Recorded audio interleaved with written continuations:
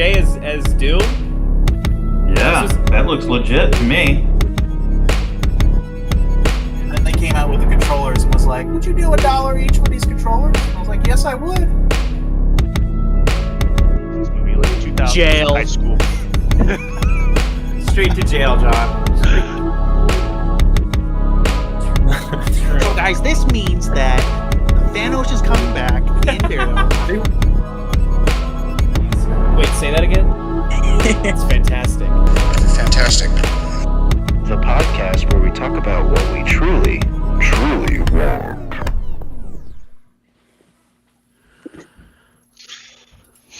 Ladies and gentlemen, can you hear me?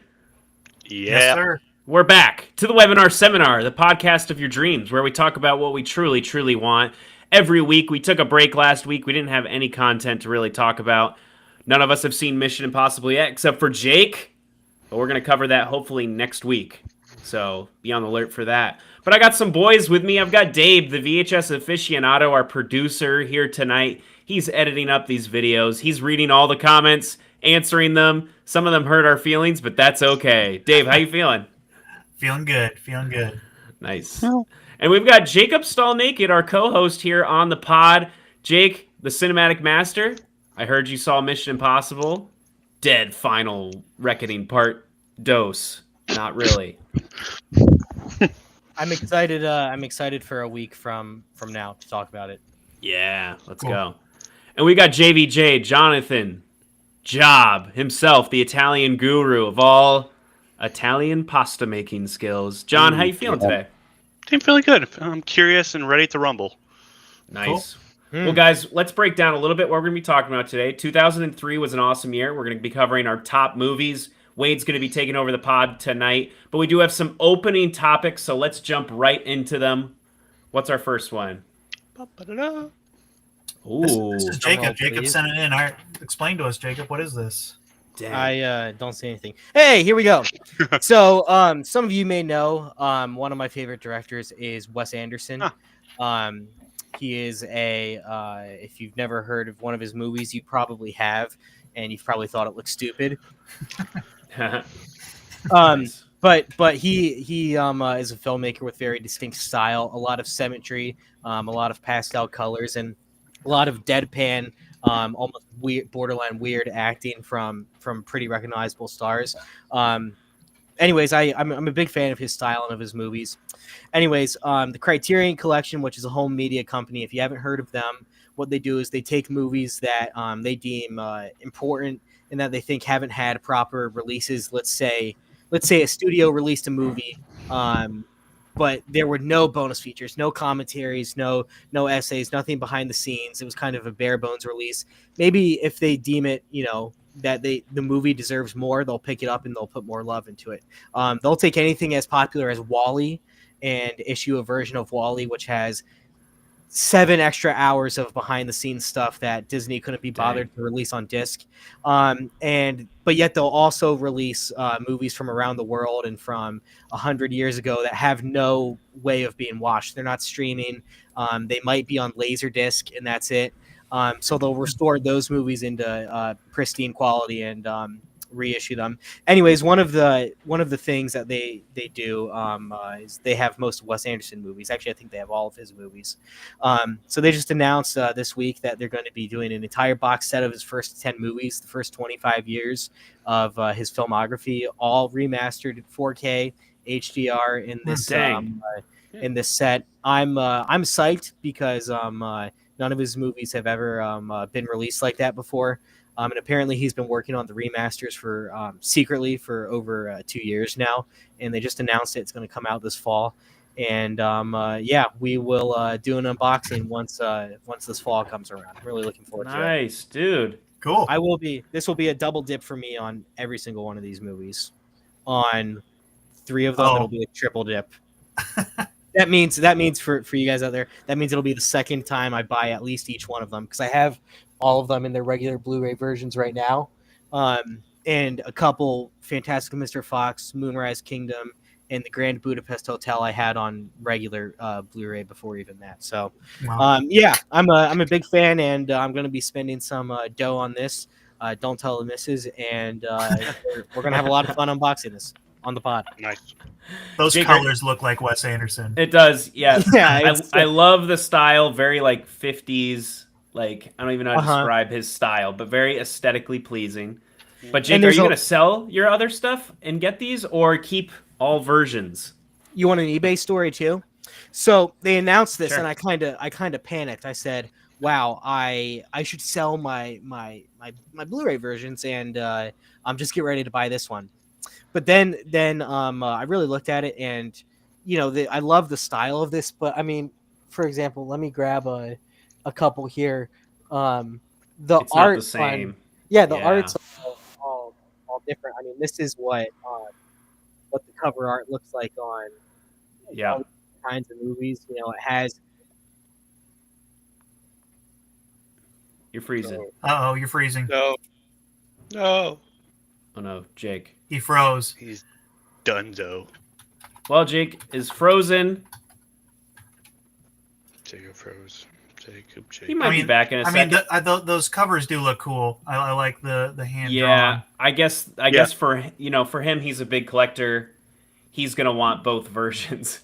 So Yeah, definitely. imagine owning, how many movies is it? He said 10. Wait, Yeah, 10. So that's 20 plus. 20 movies. Jake, you okay? I'm here. You still there. Okay, Yeah. jump back all in, right. Jake. Yeah. What I was saying was, all these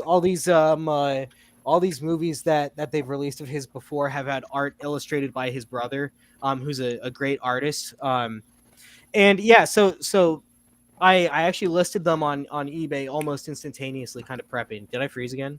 Nope. No, you're good. You're good. Okay, cool. And somebody actually bought it within like 2 hours, Wow. and it kind of instantly hit me. I was like, ooh, maybe I don't want to do this. So I politely said, hey, I'm not selling these. I'm sorry. So maybe my eBay store is going to take a hit, but Oh, yeah, man. it looks like I'm keeping them for now. There's still a little more under the hood we haven't seen with this set. There's what do you call it? They say that those books that the movies are in are fully illustrated. So Oh, there's wow. a chance all of the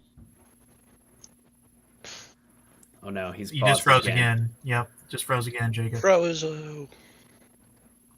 I think he was gonna say each one has the art within the books. Yeah, The books that's what it have the sounded art. like.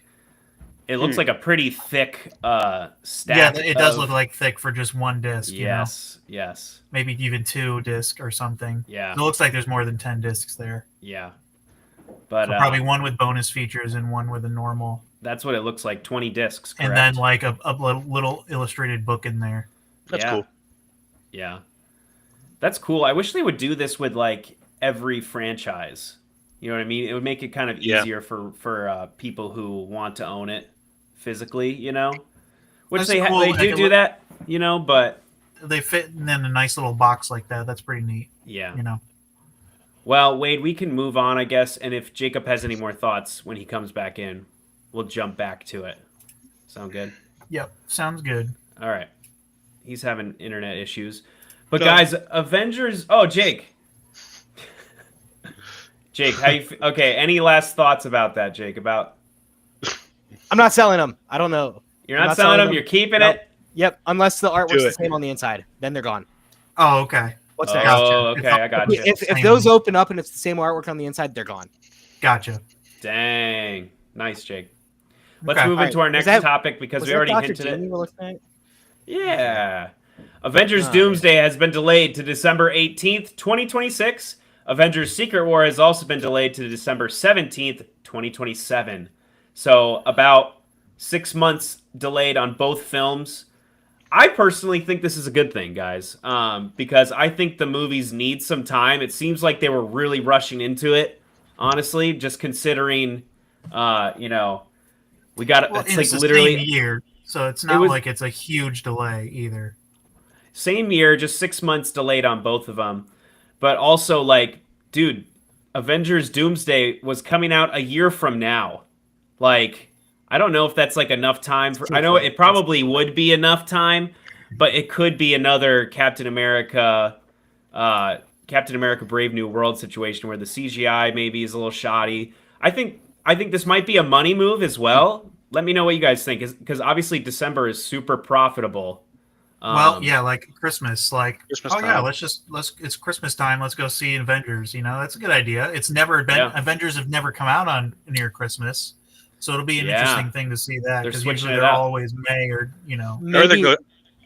Maybe Sorry. they looked at how little money Thunderbolts made in their, because usually their spring time slot is their primo time slot for a movie. That's when Yeah. the big stuff happens.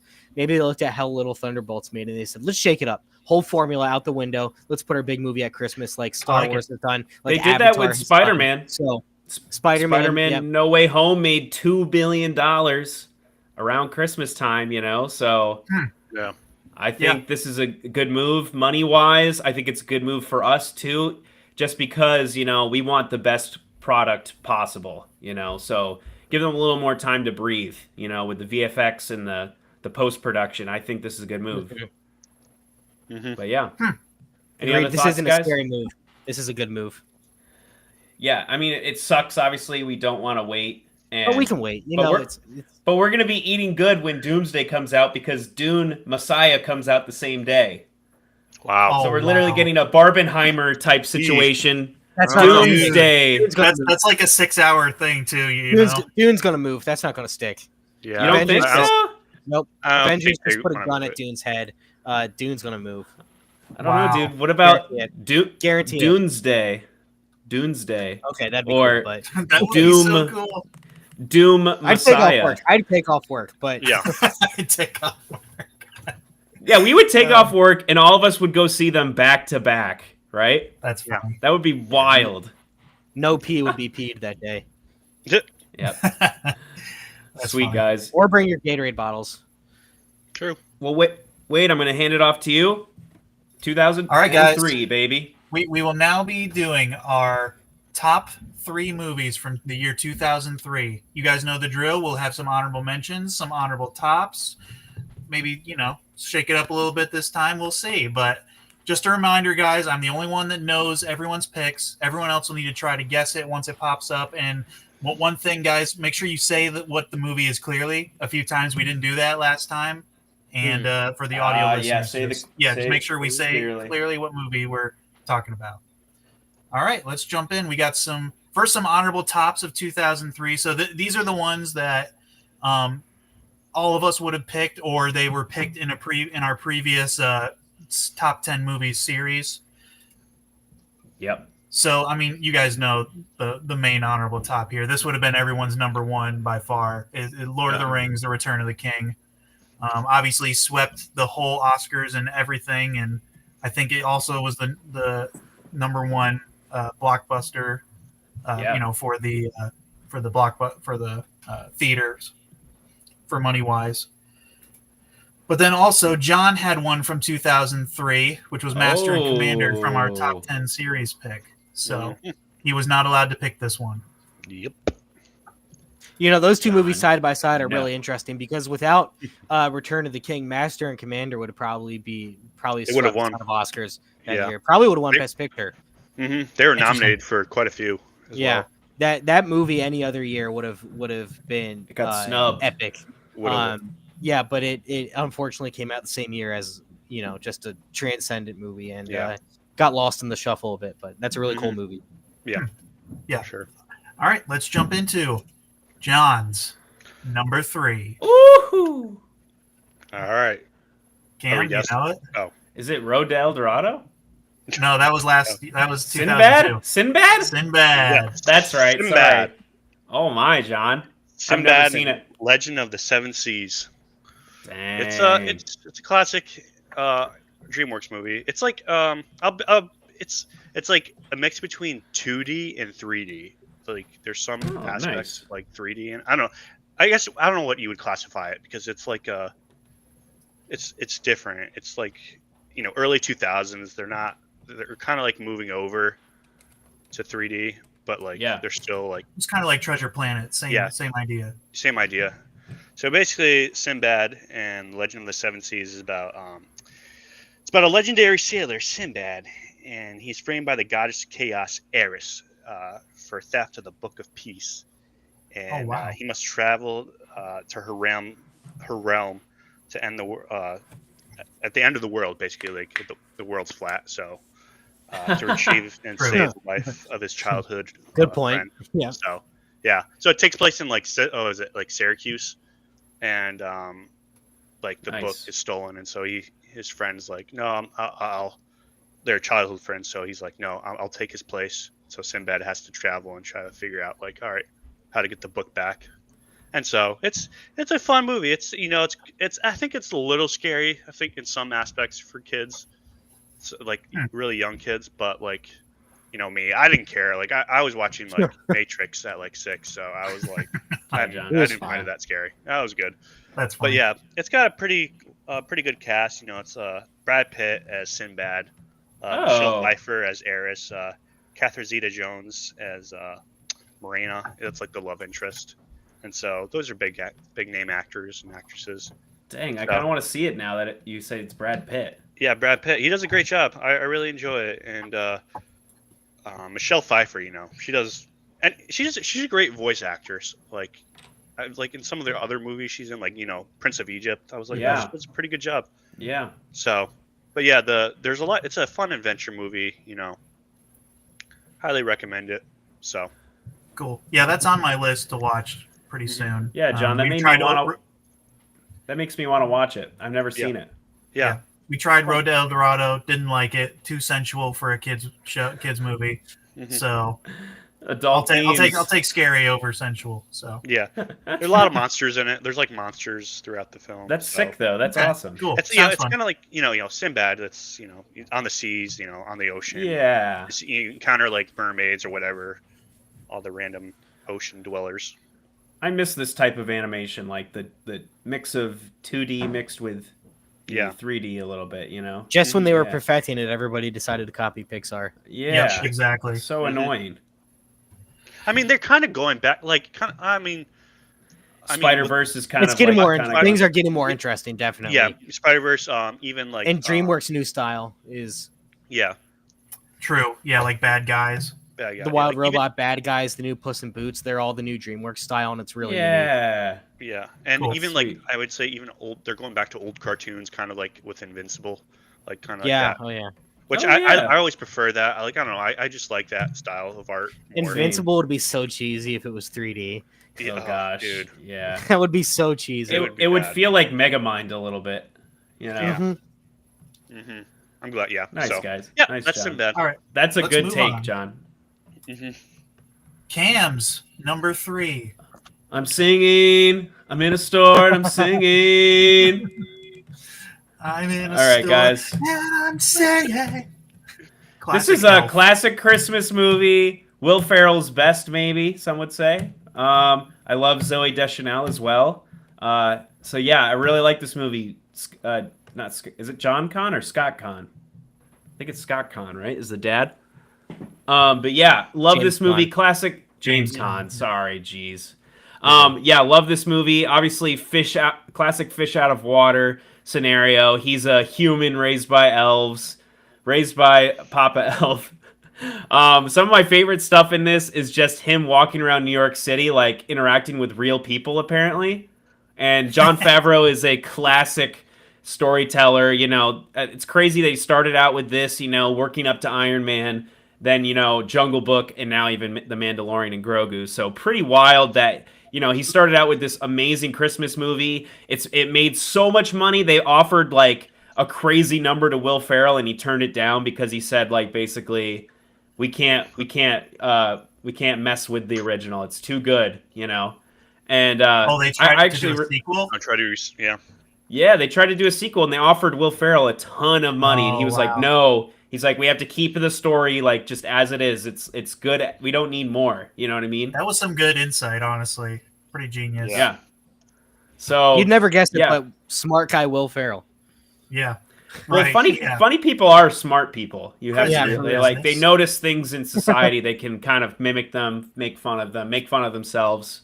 So I actually do think That's that. true. Yeah. But yeah, I love this movie. Do you guys have any favorite scenes? So Good. many. I I don't think I don't know how to describe it, but John, you can go first. I was gonna say, the scenes when he's like finally in New York City, and he's like, experiencing everything for the first time. I love the Yeah. scene with the brochure guys. He's like taking their brochures all the time. Thank you. Was that Thank you. scripted? Was that like No, it were was those real people? all of that Those was real like it was like Actual New Borat York- kind of. Yeah. Yeah, Actual they're New like- York 'Cause interaction. I was like, that seems real. They're like, because Santa, You know what? Santa. You know what? Get out of here. Get Yeah. out of here! Get out of here! He's like, oh, okay. Yeah, Santa. I wonder Yeah. when they filmed Uh, that. Probably not during Christmas time. Just so it'd be even more annoying to people that this guy's dressed up as an elf. You know. Elf. Yeah. I don't know, but you can see in the movie it's cold in the streets, and Yeah. It snowy. is. So it Yeah. has to be. Yeah. I think they really Like did. November or whatever. I don't know. Yeah. Maybe November-ish time. Mhm. But Yeah, I'm with Jake? John. I love that first. Once you get past the first, I don't know, maybe 15 or 20 minutes, the first, pretty much the beginning of the second act when he's in New York is just. Yeah. I mean, that's just so classic to me. It's almost comforting.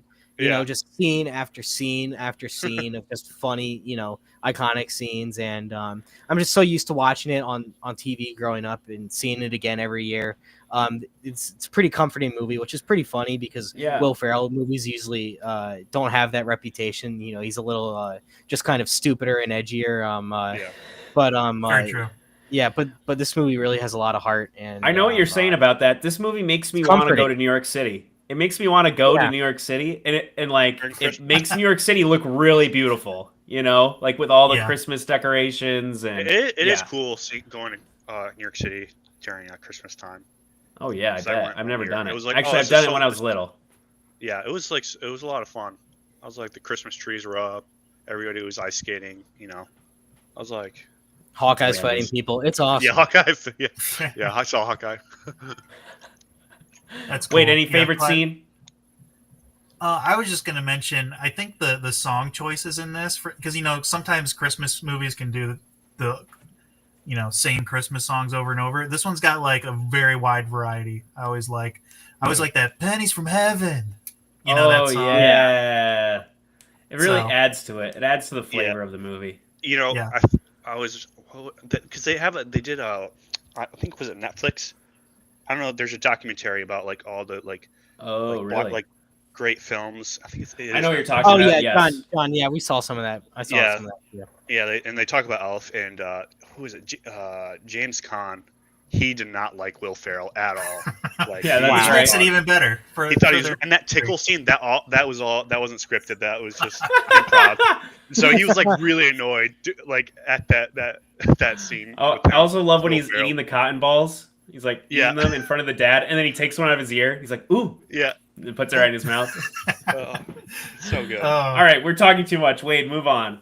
You're good. You're good. All right. My number 3 Nice.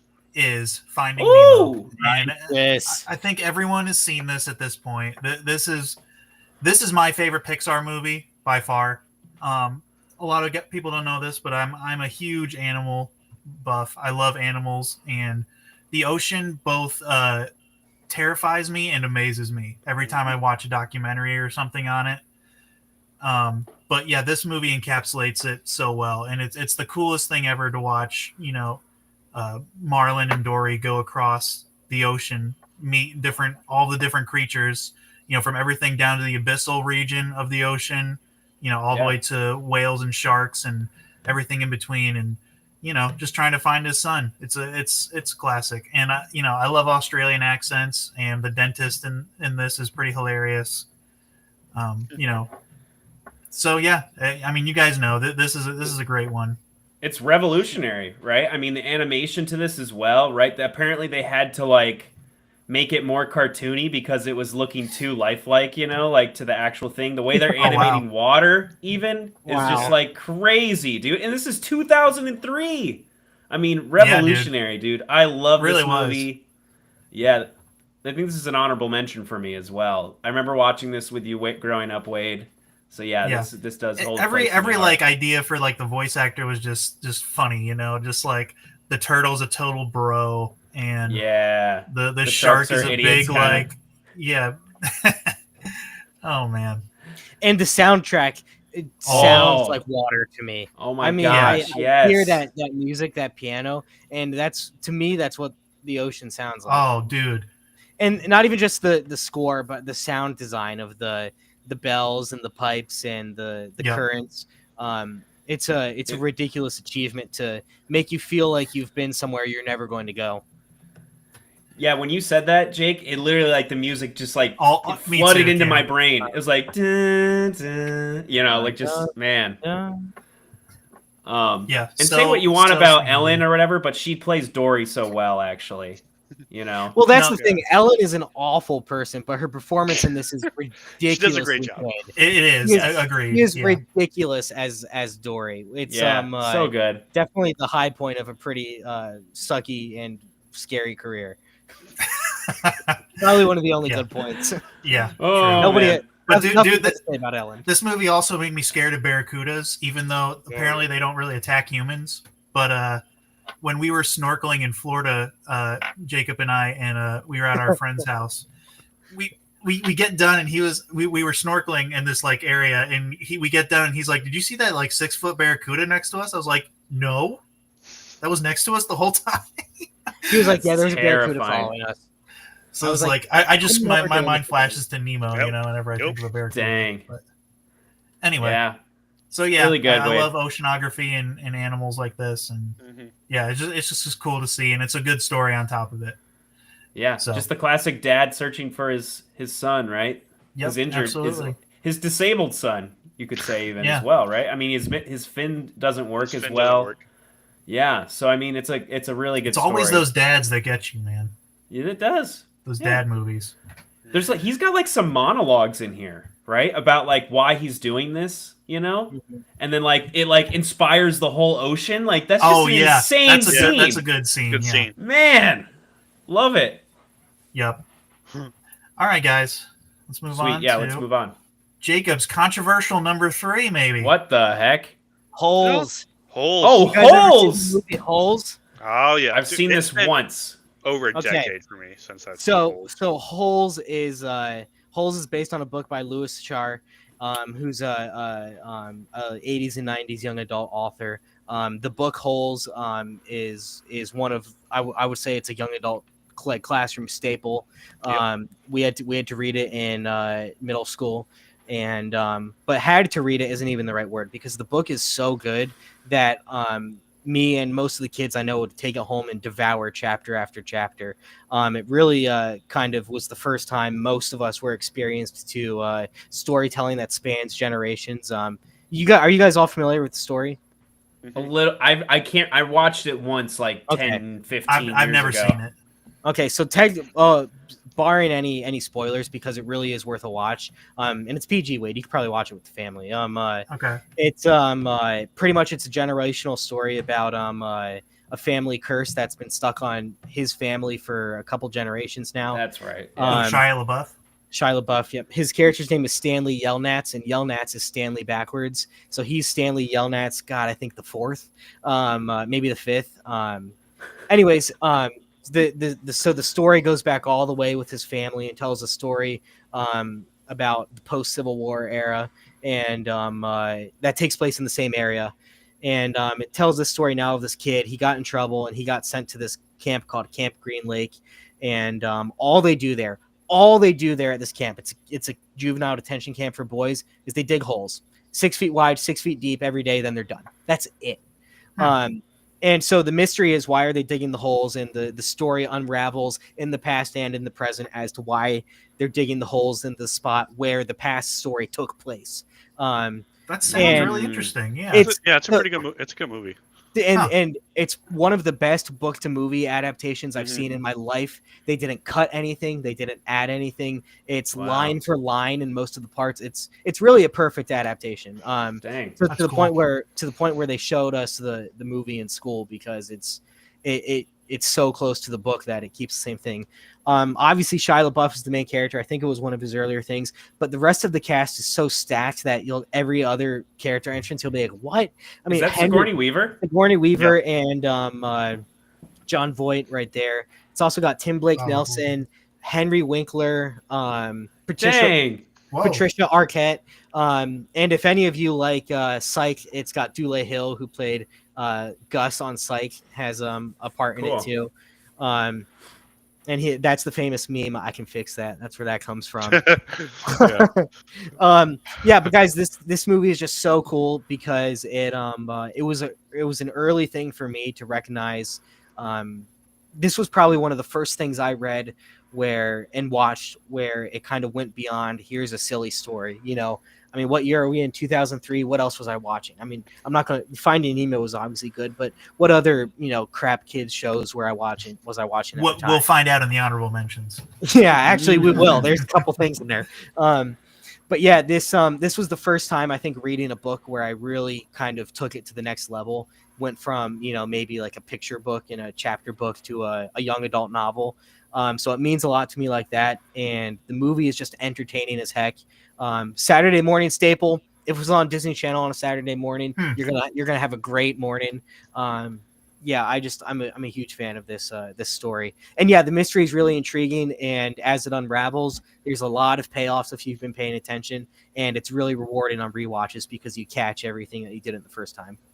Cool. Yeah, I like Nice. those kind of movies. So yeah, I definitely should. Wade, you would love this movie, I think. It is a step above of other young adult Disney movies. I had no idea. I thought it was like a jokey, stupid movie. No, Disney was making kind of at the time their live action. I mean, this was in theaters, but their live action movies of the time were kind of.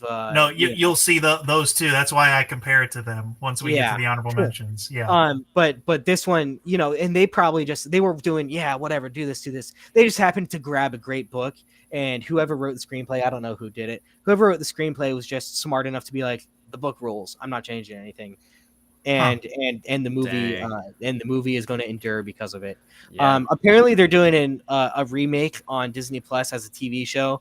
Yikes! Not looking forward to it. It's also supposed to be gender swapped. It's supposed to be girls digging all the holes. That doesn't really make sense. I don't think they would do that. I mean, part of the idea is they get all of these guys out here to dig holes, and anyways, so we'll see. I'm not a big fan of that, but I'm glad that both the book and this movie will always be there. Nice. Cool. Yeah. Like it. It's yeah. Okay. Oh, John's number 2, everyone. All right. The Tom Last Cruise, Samurai. Yes. The Last Samurai. Let's Oh, go. dude, I love this movie. I'm liking Tom Cruise's beard. Dude, he rocks a great beard in this movie. This is what I have to say about Tom Cruise. I wish he would go back to like movies like these, like early 2000s, like 90s to early 2000s. Like he was doing like just random movies, and it wasn't like action packed, but he's a great actor. So I just wish he would be involved in like other stuff than just action movies. But okay, so The Last Samurai. Has everybody seen it? Nope. Yes. What? Wade, you haven't seen You it? haven't Jacob seen it? and I have not seen I've it. never seen this. No. Oh, Okay. I just watched it, John, like a few weeks, like you did? a few months ago. Yeah. Yeah. Mhm. All right, so I'll just read the overview for you guys. So Captain Nathan Aldrin, that's Tom Cruise's character, is an American military officer hired by the Emperor of Japan to train the country's first army in the art of modern warfare. As the government attempts to eradicate the ancient samurai warrior class in preparation for more westernized and trade-friendly policies, Aldrin finds himself unexpectedly affected by his encounters with the samurai, which places him at the center of a struggle between two areas and two worlds. And so It's based on a true story, kind of, right, John? But they changed the name. They changed his name, and yeah. I mean, it's not. There was a dude that did fight for the samurai. He was a French dude, but That's for the right. most part, this focuses around Captain Aldrin. He's a American. Japan is in this unique time where they're industrializing, and it's they're like and during this time, Japan was like very They were it's like- behind, right? They're Compared behind to everybody. everybody else. Yeah. medieval, like they were very much like it was a feudal society. The samurai had the most power, and like there was class levels, and Yeah. and by the time they kind of saw what was happening with China, how they were being taken over like by the West, and so they're like, all right. And then they had the Americans in 1850s come to Japan. They're like, we demand trade with you guys, and so they figured out like if we don't adapt we're going to be taken over. We're going to be like used by the Western powers. So they industrialize super quick. Like they're Get some like cannons, get some guns. yeah, no, like they industrialize so fast. But like, and so Captain Alden, Tom Cruise's character, he comes over to train the army, and his character he fought the the natives out west, and so he's like suffering from like alcohol abuse. He has like really serious PTSD, and so he comes to Japan, and he's like I have to put down another native uprising, and he's like I think he's like basically in his journals he's like narrating his journal. He's like, this is I guess the only use I'm good for, like I'm only good at putting down native tribes, and so he trains the army, and then he's like he gets captured by the samurai, and for a whole year he's with them, and he's like learning about their way of life, and he's like soon becomes like he's like he likes it. He really enjoys it. Like he's suffering from like PTSD, and he kind of learns how to like live, like kind of come to grips with himself, like with all the things he's done, and like he finally like decides to fight with the samurai. He's like, I'm not fighting with the Japanese government.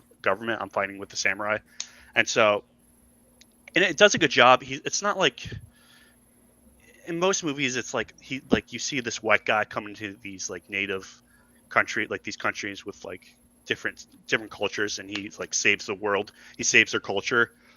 But in this movie, he's not. He's just this small little piece in the cog. He gets changed by the culture more. Yeah, so. but he gets changed by the culture, and he has no effect on the culture at all. Like he just chooses to fight with the samurai, and like he comes to grips with it, and he's like, by the end, like the samurai, like in history, they don't win. They lose, and so it's a good movie, and it has some great actors in it, like what's his face, is it Ken Watanabe? I think so. It's yes, Ken Watanabe, Hiroki Sanada. That's another famous Japanese actor. Yeah, but like I enjoy historical pieces. And it's really good. It's one of Tom Cruise's like underrated films. It's a very underrated Tom Cruise film. But John, back to what you said about Tom Cruise, like you wanting him to step back into this type of stuff. Yeah. Apparently that's his plan because Mission Impossible is done. Apparently he's doing like a Les Grossman movie, which is like his character from Tropic Thunder. So they're making a movie surrounding his character. That's funny.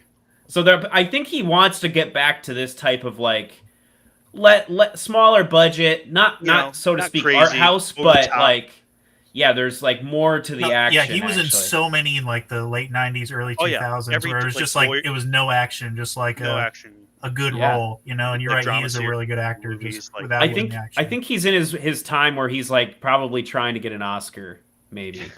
more than the action, he's getting he's 62. Yeah, he doesn't have an Oscar, I don't think, right? He could. I think he could get an Oscar. I think he could too. He's so dedicated. Mm-hmm. Yeah. To Scientology. We're going to talk about Mission Impossible next week, and when you see it at the theater, the movie, it opens with one of those intros, and he's like, "I'm Tom Cruise. Thanks for coming to see the movie in theaters the way it's meant to be seen." Oh wow, nice. And I was just kind of like, I wish you were not so weird. Because I'm like, I love your movies, dude. Yeah, he is a great actor. Like, his movies are great. I was like, your movies are always awesome. Why are you like a scary person? And seeing him be normal reminded me of that before the movie. But then he fell into the movie, and I loved it. So cool. Nice. So you guys haven't seen it, right, guys? No, I haven't seen it. But put it on your list. I'm a big fan. And, Okay. Though I can tell you the extent that I know about this movie is I actually lost a bet in college one time with one of my roommates. I swore, because I had only seen the poster for this movie and I had only seen it in passing, I swore it was Christian Bale. And he was like, "Yeah, Tom Cruise is the guy in The Last Samurai." And I was like, "No, it's not. It's Christian Bale." And I pretty much swore on my life it was Christian Bale. And I thought that he was like making fake websites. It kind of looks like Christian Bale a little bit. Maybe Yeah, he's a beard, right? Yeah. Yeah, so I really had to. I lost that one, so I'm Wow. still bitter. I'm getting over it. Nice, John. Good take. All right, let's go to Cam's number 2. And everyone else's honorable mention. Oh, X-Men. This might be a weird picture, X2. X2, Beginning. Nightcrawler, Yeah. baby. Yep. Oh man! Apparently, this movie is going to become very important to Doomsday because Alan Cummings is coming back as Nightcrawler.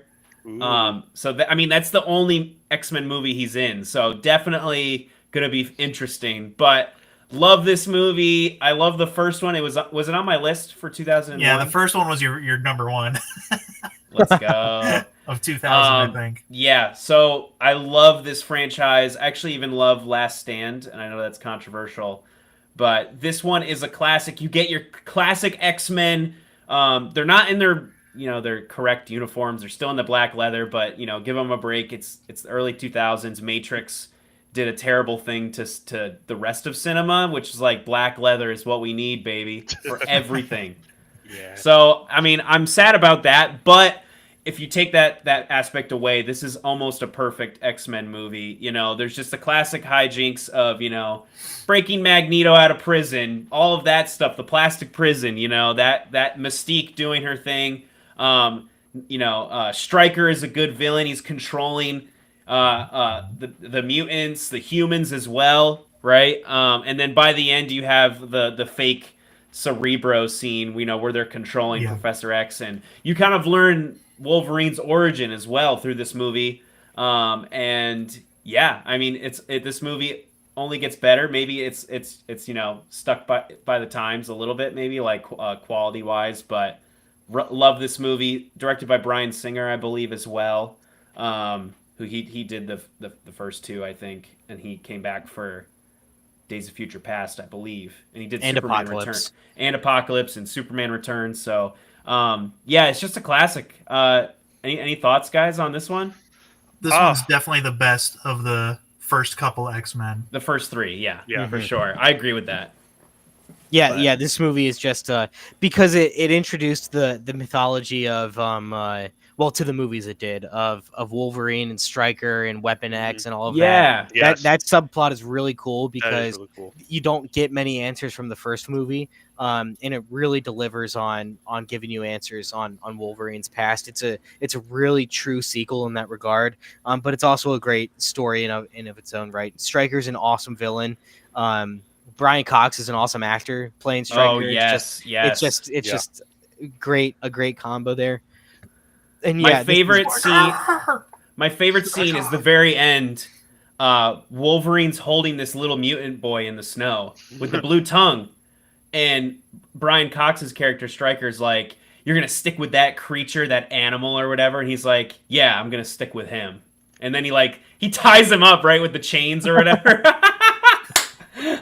But yeah, I love that scene. It's just like almost like, yeah, we are different, but it doesn't matter. We're a family. No matter what even if you have the dumbest power ever, a blue tongue. I don't know if that's what it's saying, but Hey, if that's what you took it as, that's a good. I don't know. Oh yeah, it is good. Good. I love the theme. The music in this is really good. oh as well. yes, Theme the music. classic X-Men theme, but it's like enhanced. Yeah. Yes, Mhm. it's great. It's Yeah, this movie is just awesome, and like you said, Alan Cumming as Nightcrawler is inspired and awesome casting. It was insane of them to not use more of him, but maybe it Yeah, I wasn't don't know why he because- didn't come back. Considering the majority of these movies are not good, and it's only a select few that are. I'm Yeah. glad that he got to do it his all in one that was great, and not have to be in one that was so and so. yeah. I'm assuming he is going to be a plot device in Doomsday with his teleportation powers. Why would you bring him back? Also, I want to see him in his comic book accurate costume with a sword. That'd be freaking cool. sick. Like in the he's become a fan favorite in the comics. It's like a swashbuckling mutant that teleports. So Wait, any final thoughts on this one? Yeah, Nightcrawler is my favorite X-Men. He Seriously? kind of always was. Yeah, probably because of this Dang. movie, but also because of the Wolverine and the X-Men animated show. If you remember that, Yes, it yeah, was pretty good, He- and he was great in that too. But yeah, yeah, classic. so I'm excited and to see him come back. Yeah, and they stayed true to his Catholic roots, so cool that they Yep. stuck with that actually. One for And he does every this, scene. yeah, and he's marking himself just like Killmonger. Isn't that kind of interesting? Yeah, That they One kind for of every Killmonger, spin. they copied the Nightcrawler type thing. That's interesting. Killmonger did the same thing in Black Panther, but yeah, yeah, but his was for every kill. So his was for every kill, not sin. little different. Oh yeah, yeah.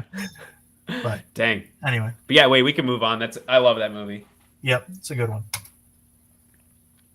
Jacob's number 2. Dude, I don't know Cameron what John, this do you is. even know what this is?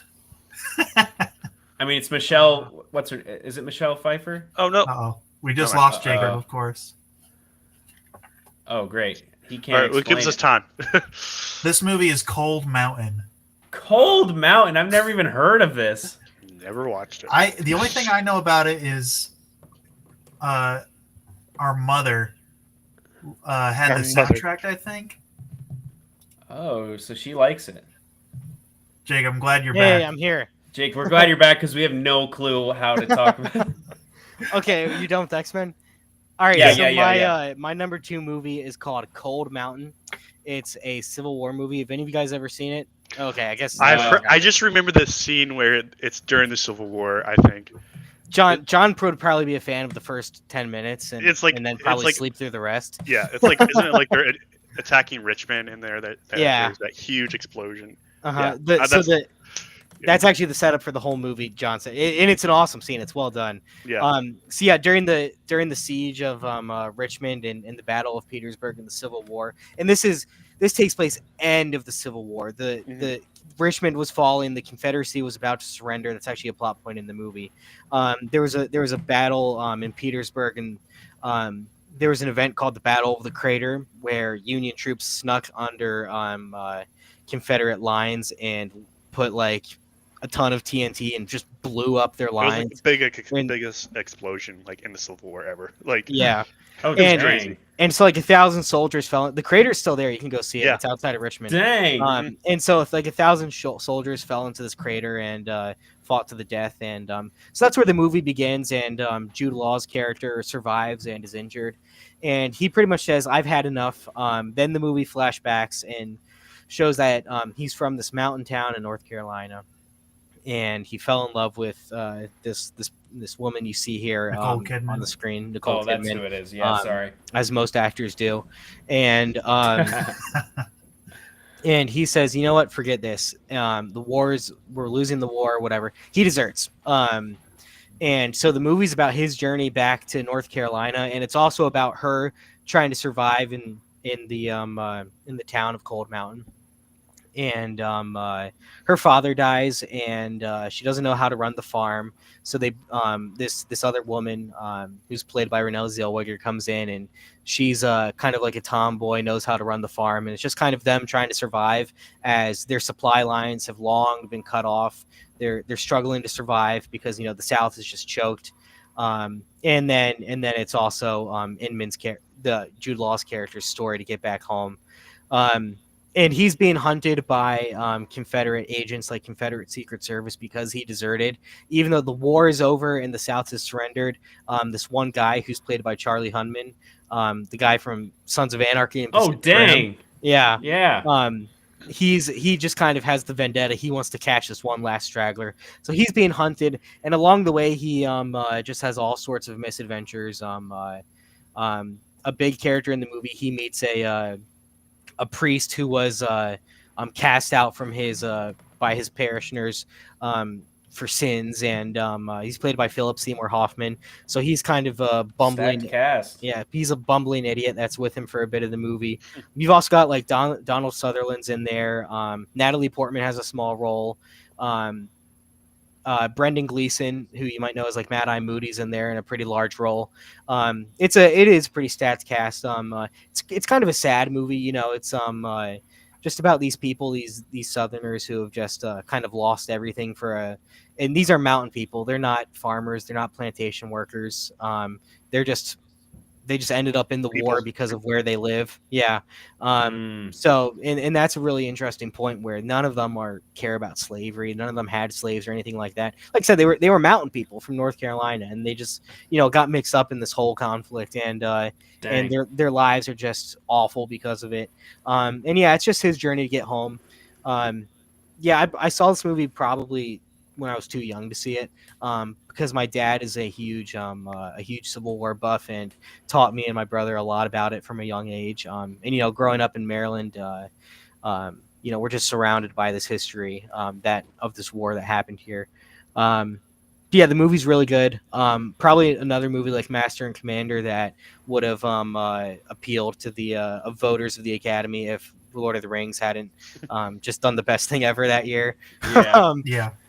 Yeah, and it's kind of bleak. Doesn't really have a nice ending. Sucks. You're not really gonna have a fun time watching it. Wait, did you watch? I'm surprised we didn't watch this when we were going alphabetically through movies. Maybe I didn't have it at the time. I don't know how we would have not, but yeah. Maybe I didn't have it at the time or something. Maybe you must not have had it.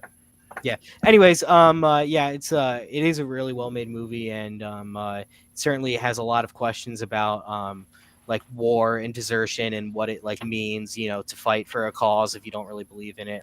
Just a lot of philosophical musings like that, and a lot of good acting. So I'm a fan.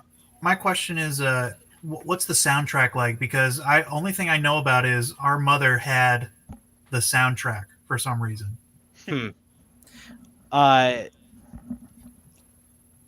Music, I don't know. No, was there like actual like singing, like folk No. songs or something? No? I don't think so. I think it's just a score. Yeah. Huh.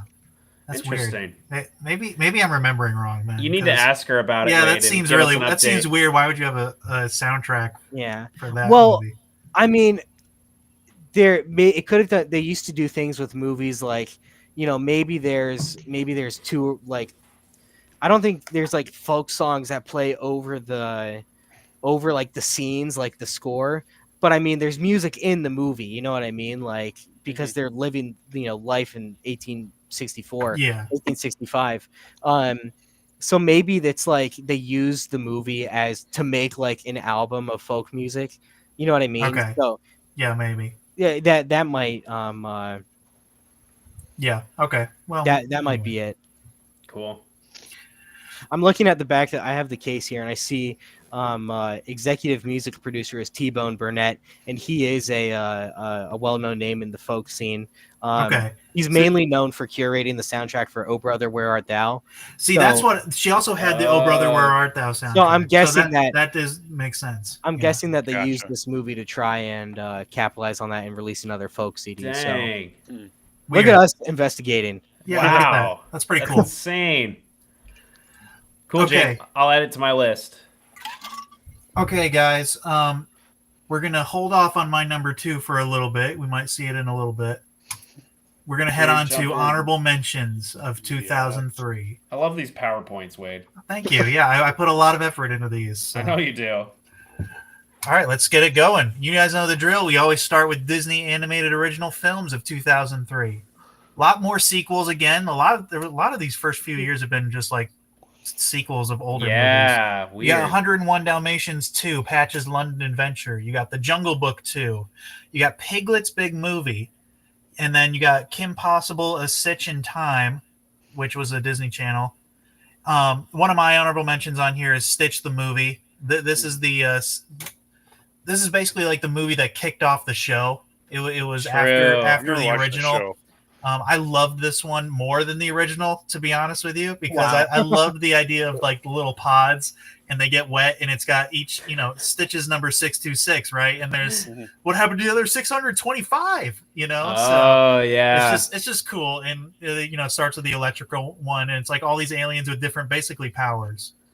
And I love the one little one who's 625, I think, and he just like eats sandwiches. But you find out a lot later that he's got all the same powers as Stitch. So anyway, yeah, I love that one. I love that. I remember that, Wade. It's a classic. Yeah. And then one of Jacob's honorable mentions here is Brother Bear. Brother Bear. Classic. I just watched this recently as well. Yeah, that Joaquin one will, Phoenix. Yeah. yeah, how about that? Wow.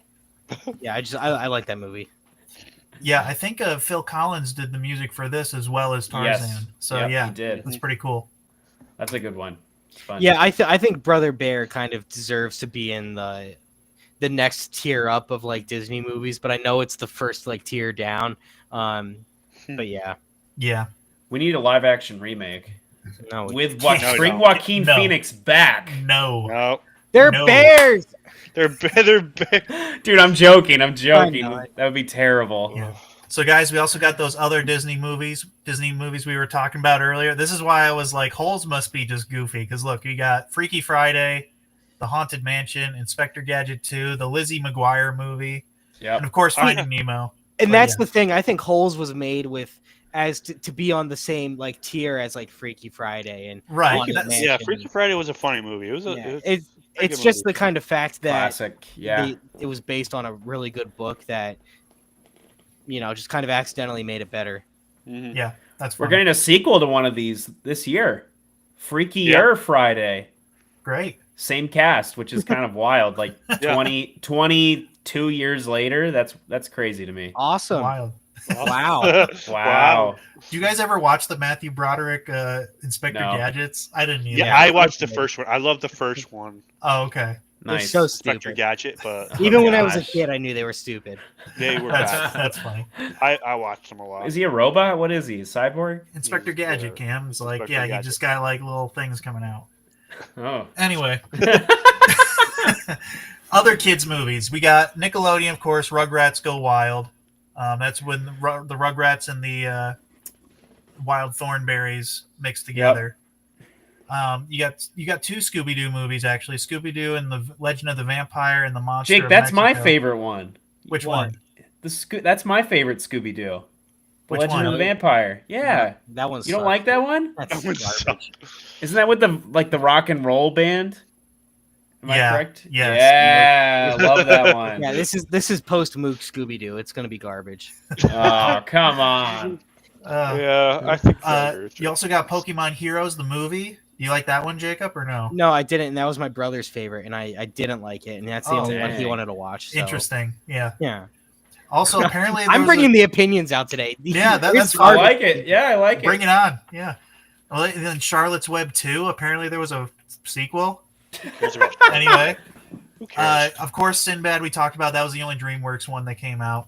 And then Agent Cody Banks. Yes, I should Love actually- that movie. I used to Okay. watch it. Yeah, a lot. I think we all need to honorable Cody Banks. I totally forgot. about Yeah, that. I agree. We should all. It's a Yeah, That classic. was awesome. I love that Mhm. movie.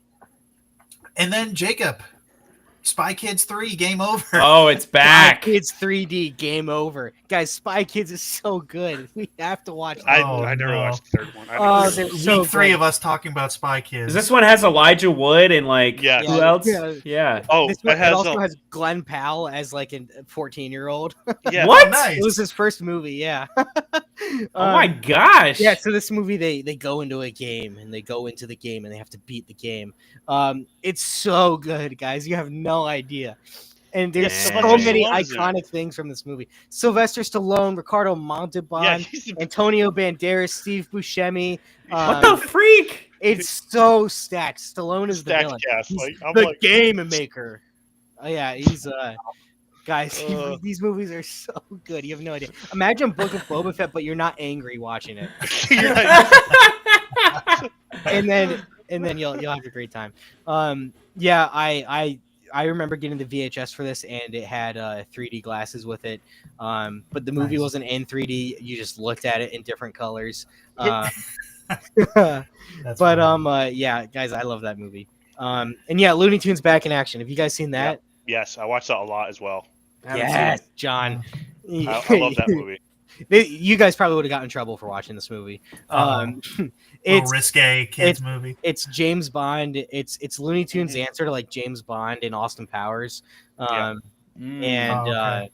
and it's it's pretty much a cross country Vegas type movie with the Looney Tunes and spies Brendan and Fraser. yeah, Brendan Fraser. Brendan Fraser. That's funny. It's It's like the Muppets movie where they're is it- like in the real world. is it type Pierce deal. Brosnan or Timothy Dalton? It's one of the Bonds plays his dad. I think Oh, yeah, really? one of That's them. funny. It's one of the two.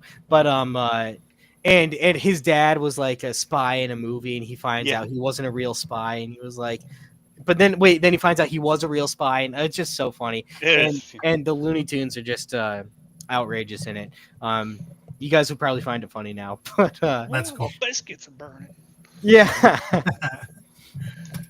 Dang. All right.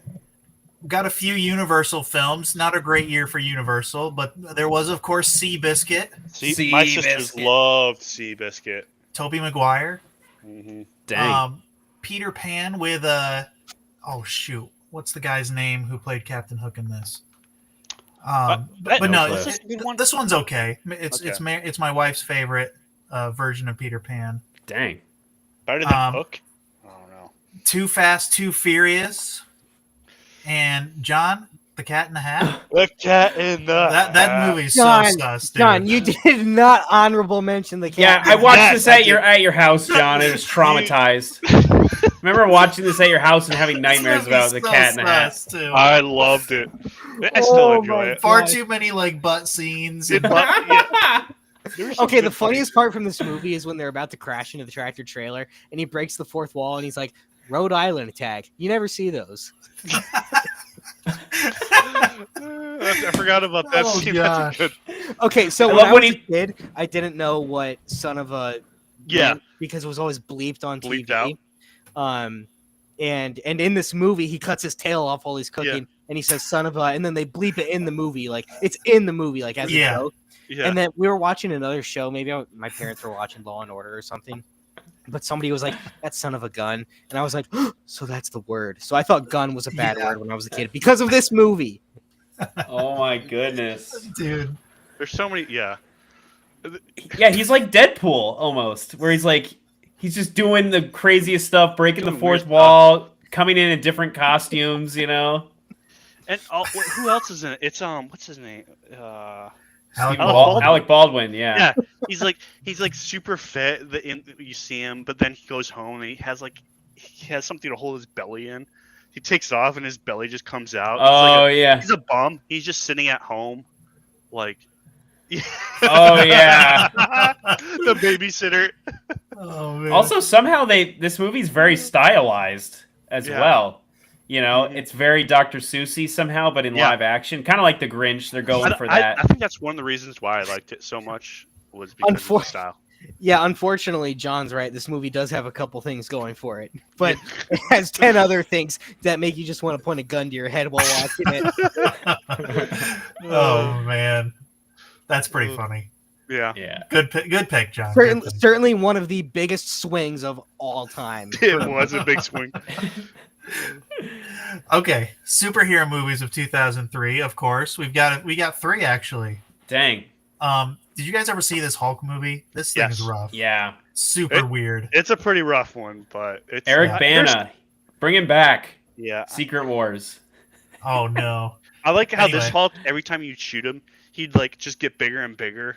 Like Yeah, and he like they- kind of flies too, because he like Yeah. jumps like- extremely far. Yeah, he's super OP in this one. Oh man. And then his dad becomes Electro or something? No, or- he's, Dude, that movie was He's so the weird. absorbing man, The Absorbing Man. Yeah. Mhm. And course, it's we Nick talked Nolte, about- right? Yeah. Nick Nolte. Oh, Yeah. nice. Yeah. Of course, we talked about X2. That was Yep. all of our honorable mentions. And then Cam, Daredevil. Let's go! I love this movie. I love it so much. You can't change my mind. Ben Affleck. This is pre-Batman Ben Affleck and his soon-to-be This wife, movie. right? Jennifer Garner. Garbage. This is where they fell in love. So, How? He But yeah. couldn't even see her. obviously the Fine, movie thank you. really sucks, but I had to put it on here because I watch it every so often just to get that like early 2000s vibe out of my system, you know? Like he sleeps in a coffin, you know? It's just like, what is this? What are they doing? John Favreau's in it, and he's Foggy Nelson, so that's kind of weird. Oh, that's funny. I didn't And know then that. John Favreau sits next to Daredevil in Spider-Man No Way Home, so that was kind of interesting. Mhm. It was kind of a funny, weird cameo type weird Yeah. thing back Huh. then when No Way Home came out. So yeah, It's. I remember seeing this like the playground my parents scene, John. The playground fighting on the scene. playground. That scene is stupid. That is bad. That is awful. Like I was like, it took me out of it. I was like, even when I was younger, I was like, this is something else. Yeah, Like, it's rough. You I also have do Colin like- Farrell as Bullseye. Yes, I did like him as Bullseye. Oh my word! They have like every character from Daredevil. Yeah, and Kingpin Yeah. too, but he's what's his face from Michael I Lee liked him as Duncan, Kingpin. rest in peace. Yeah, That dude rest in was peace. an actor. I liked him as Kingpin. I thought he did a great job as Kingpin. Honestly. Yeah, But and he looked the part for sure. he did look the part, Yeah. and he was like Huh. super strong. Like it was like he was really believable. Yeah. Yeah. So yeah. Cool. That guy's best movie is still Ballad of Ricky Bobby, though. But Dang. Okay, guys, we also got there's a bunch of classics action adventure movies from 2003 actually. This one kind of shocked me. Actually, 3 Matrix titles came out in 2003.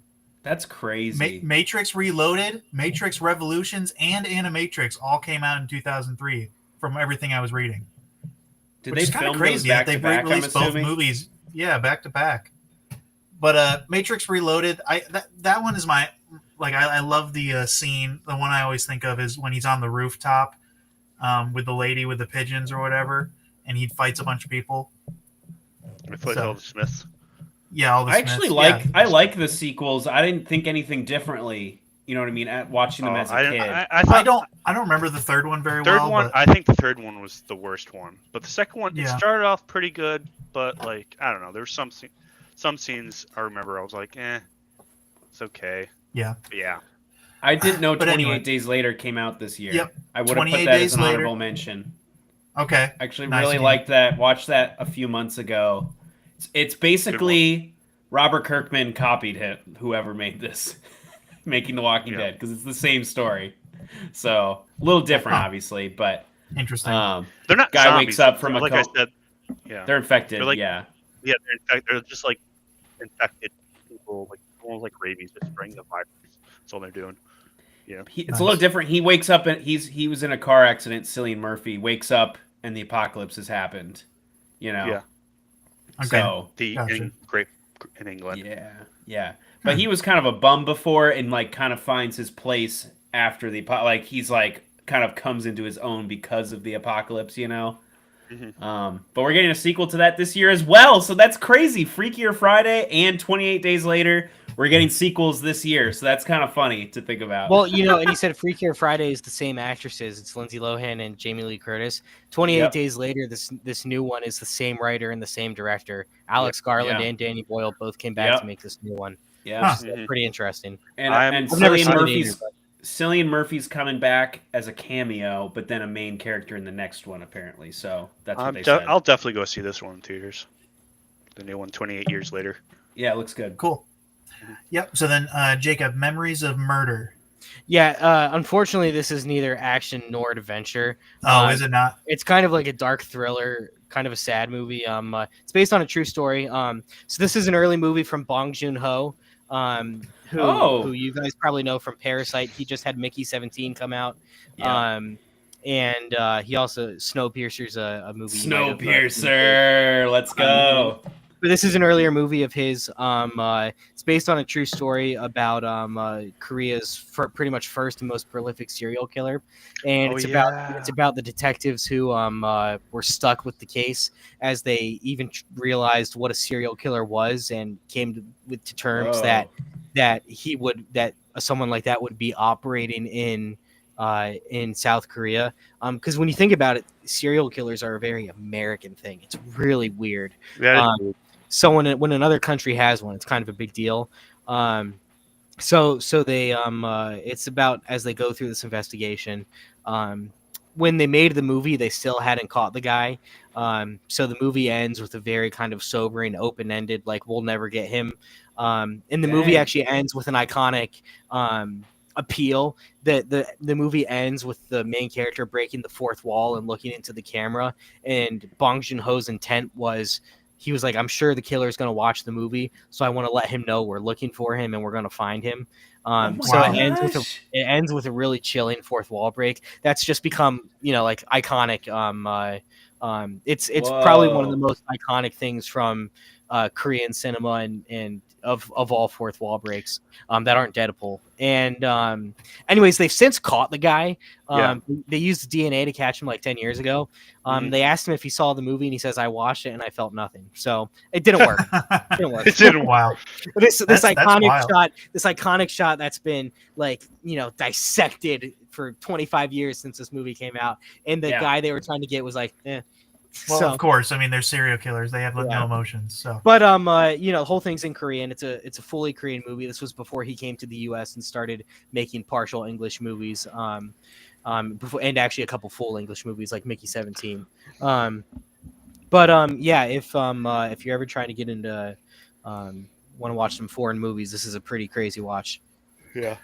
sorry, I Did you- didn't know if it was. That's okay. I Adventure. didn't I really was tell just you what trying it to was. load stuff together. Kristen, Anyway. I think she's seen this. She liked it. Did he do Train to Busan as well, Jake, or no? He did not. No. Okay. I don't know who made that, but I know it wasn't him. Okay. Another one I put on here was Tomb Raider, just because I'm a video game Never guy. seen Lara it. Croft, Tomb Raider. I've This seen is a sequel, Cradle The of Love, first one, really. but I Just saw wanted the to add new it. remake. That's it. Or maybe is Gotcha. that not the same thing? I don't know. no, it's that's not Angelina Jolie, but yeah. Yeah, Mhm. same character. Yeah, Cam, Kill Bill. Kill Bill Volume 1, baby. I love this movie. This was almost in the top. Quentin Tarantino. I actually really love Quentin Tarantino. I know that might be controversial, but I love most of his movies. And yeah, this one's just a classic. Uma Thurman. Like, dang, Uma Thurman's pretty awesome in this. I don't know what happened.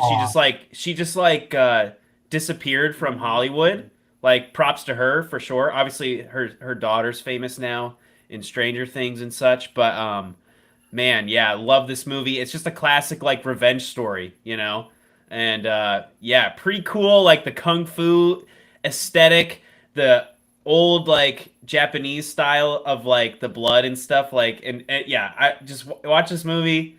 It might not be for everybody, but I really like it. pretty violent. Yeah, pretty Cam, violent. I love Tarantino, and I've seen most of his movies, but I've never seen either of the Kill Bills. What? You should I sit know. down and watch him. I These know. are my dad's favorites as well. These are my I dad's know, favorite. and I've been through yeah. this with your dad too, and he's been like, he said the same thing. What? I know I need to get on it, and especially since I'm like you, I love Tarantino. The only movies of his I haven't seen are Jackie Brown and the Kill Bills and the Hateful Eight. Jackie Brown's Yeah. rough. I watched it and I was Okay. like, But, it dude, is Rez very worked Quentin on it. Tarantino. Pulp Fiction, Yeah. Django. I mean, I love these movies. He has Glorious few. Bastards, Yeah. you know, I love those movies. So This I'm is sure very. I'll love it. This is even more hyper stylized because he's Oh, pulling yeah. from But I like love it, Japanese cinema. So I love it. Yeah. I love the interview where he's talking about this movie, and someone's interviewing him, and she's almost angry at Tarantino. She's like, "Why so much violence? Why so much gore?" And he's just like, "Because it's fun." And it's like that's his whole thing. And That's hilarious. That's funny. It's like you don't have to watch it if you. Yeah, I don't know. But here's the thing about Tarantino's violence from the movies I've seen is it's so over the top. It is over the I top. get that it Yeah. grosses some people out. But It's almost is- like comic book. it But is it's dumb in comic- this. It's comic- comically yeah. dumb. Where it's like spraying out. It's just. Yeah. You can tell it's fake. Wow. All right, John, you got two here: League of Extraordinary Gentlemen and SWAT. John, I've never seen this movie. I've heard it's like the I- worst movie ever made. That's what I've heard. Which My one? grandma, League of Extraordinary Gentlemen. It's pretty rough. I'm not gonna lie. Like it's bad. But it's a bad movie that I enjoy watching. But so like my That's grandma, okay. Yeah. my grandma had it at her house, and every time we'd come over, like we'd always like put it on, and so Sean Connery is just like Sean Connery, like he's a great actor. Any scene he's in, you're like, gosh, he's so awesome. But then some of these other scenes, you're like, oh, this is bad. This is not good. Like the CGI is bad, and it takes place in like 1899, and so it's like almost like Moriarty. He's in it, and he's like interesting. trying to start a world war. And you have Dr. Jekyll. You have Dr. Drexel and Mr. Hyde, and then you have like Nemo, Captain Nemo. It is What? like all over the place. It is so weird. It's so random. And It's you like have, pulling from classic and literature, what's his like face? everything. Yeah. What's that? That's that character. He's like he's that writer. Um, there's a painting of him, and if he sees the painting, he dies. Like, yeah, what's his name? Yeah, Dorian Gray. Dorian Gray. Yes, he's in it Ah. as well. There's all these like weird all these characters come together to like be. Huh. It sounds like a good idea, but But it didn't. It's like it didn't wasn't executed good. Well, It kind It of was- reminds me of like Van Helsing, like that type of vibe. yes, but Yeah. I prefer Van Helsing over Really? over this one. Yeah. Yes. Yeah. Oh, Yeah. So. Cool, Jay. But yeah, and SWAT. I love SWAT. When I was younger, it was always on FX. FX showed this movie a ton. It I love was it. John, you've all- said that about a movie. lot of movies. I think you were always on FX. I think that's the truth of it. Dude, FX. FX. I enjoy FX. I like FX. They, especially now these days, like they've been putting out great shows. But yeah, the SWAT was always on, and I was like, dude, this is like the cool. These are so cool. These are the coolest people. This is like the coolest job you could have when I was younger. Colin Farrell. And SWAT, the movie, like, because it's a Colin Farrell, Samuel L. Jackson. Oh, yeah. Who else? Jeremy Rainer's in it. He's really young in this movie. He plays the bad guy.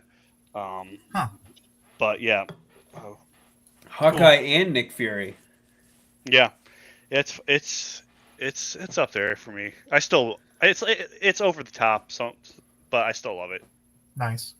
So yeah. Yeah, and our last one on here is Jacob and I both honorable mention Secondhand Lions. For some reason, I watched this a lot growing up. I don't know why.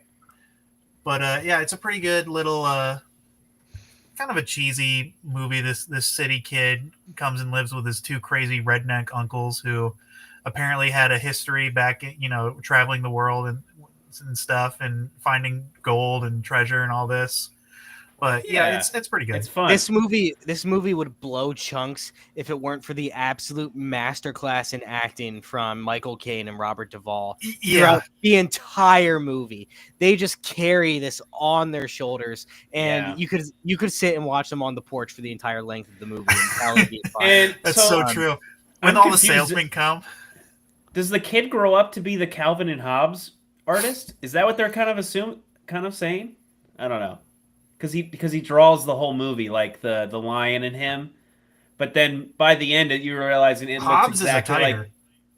Yeah, I know, but I'm saying, did they just switch it to be a lion?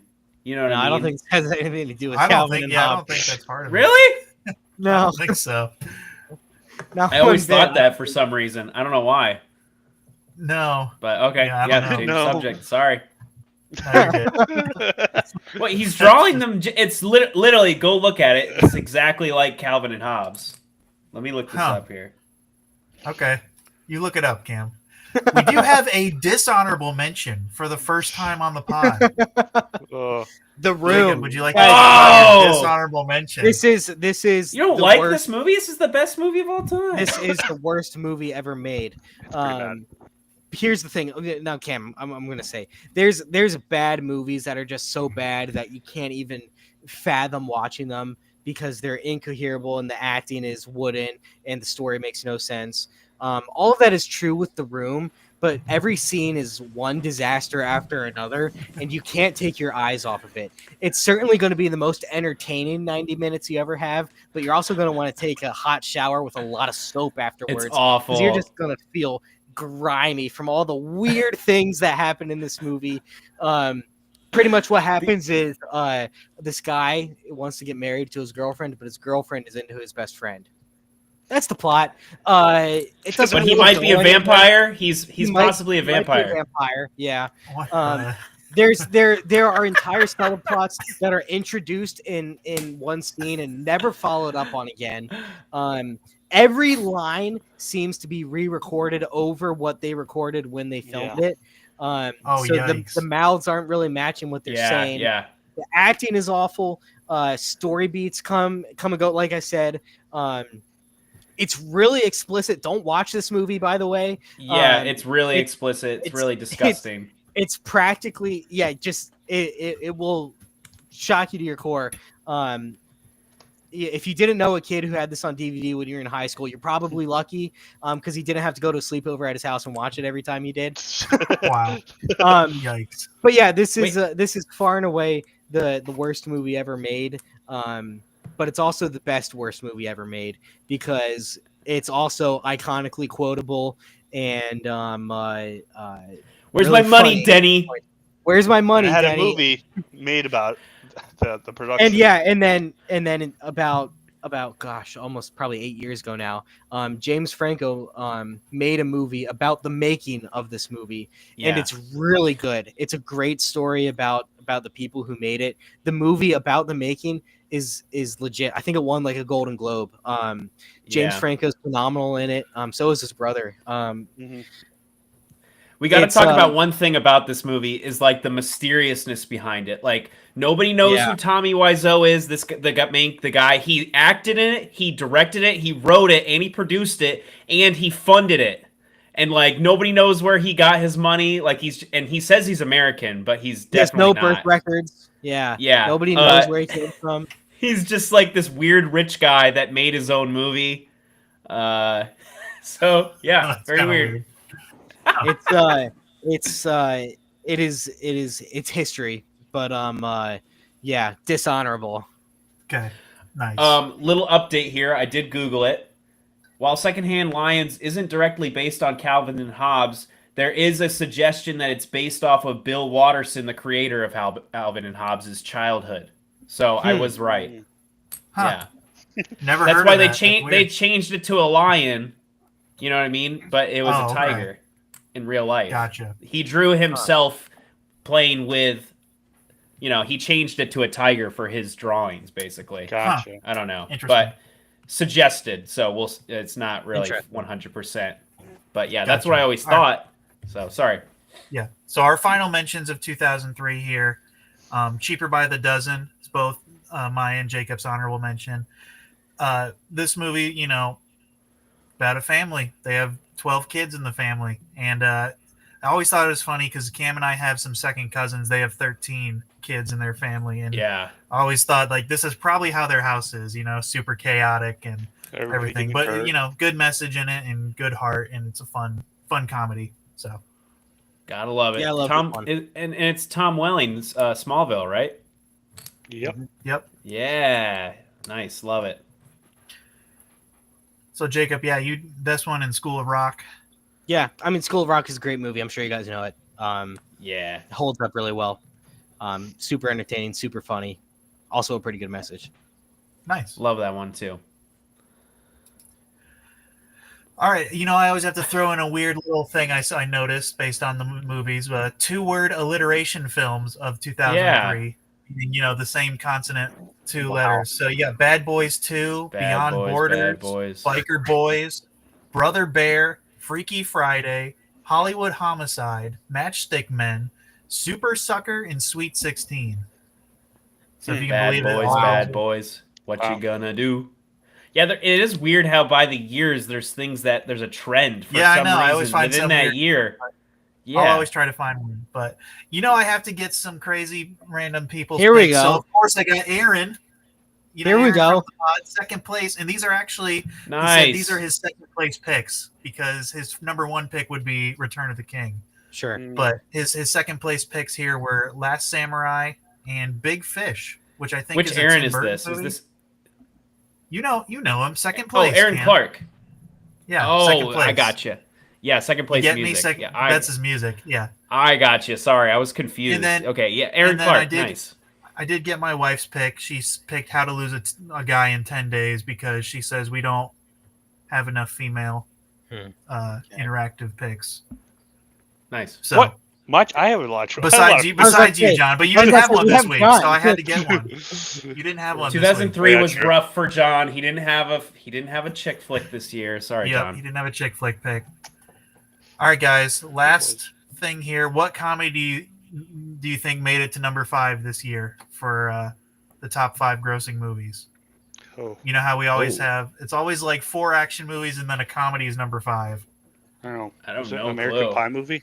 Jim Carrey. No. The Mask. Oh, Bruce okay. Lord of the Almighty. Rings: Bruce Return of the Almighty. King was obviously number 1 at 377 million. Then Finding Nemo, number 2 at 339. Pirates of Dang. the Caribbean, which we might talk about later, 305 million.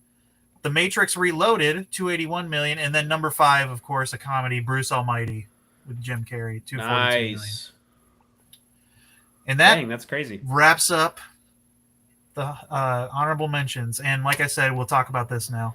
This is our one overlap of the night. This is my number 2 and Cam's number 1. Let's go. Pirates of the Caribbean: The Curse of the Black Pearl.